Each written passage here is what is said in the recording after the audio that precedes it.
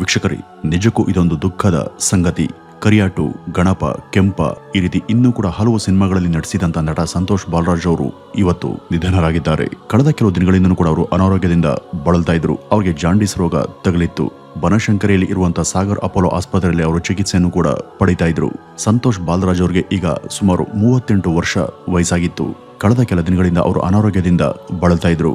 ಸ್ವಲ್ಪ ದಿನಗಳ ಹಿಂದೆ ಅಷ್ಟೇ ಬನಶಂಕರಿಯ ಸಾಗರ್ ಅಪೋಲೋ ಆಸ್ಪತ್ರೆಗೆ ಅವರು ಚಿಕಿತ್ಸೆಗಾಗಿ ದಾಖಲಾಗಿದ್ರು. ಅವರ ಆರೋಗ್ಯ ಪರಿಸ್ಥಿತಿ ಗಂಭೀರವಾಗಿದ್ದಂತ ಕಾರಣ ತೀವ್ರ ನಿಗಾ ಘಟಕದಲ್ಲಿ ಅಂದರೆ ಐಸಿಯುನಲ್ಲಿ ಇಡಲಾಗಿತ್ತು. ಆದರೆ ಈಗ ಚಿಕಿತ್ಸೆಗೆ ಸ್ಪಂದಿಸದೆ ಸಂತೋಷ್ ಬಾಲರಾಜ್ ನಿಧನರಾಗಿದ್ದಾರೆ.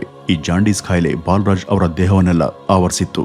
ಕಳೆದ 3-4 ದಿವಸದಿಂದನೂ ಅವರಿಗೆ ಕೃತಕ ಉಸಿರಾಟದ ವ್ಯವಸ್ಥೆಯನ್ನು ಕೂಡ ಮಾಡಲಾಗಿತ್ತು. ಈ ಕಿಡ್ನಿಯ ಸಮಸ್ಯೆಯಿಂದಾಗಿ ಅವರಿಗೆ ಜಾಂಡೀಸ್ ಕೂಡ ತಗುಲಿತ್ತು.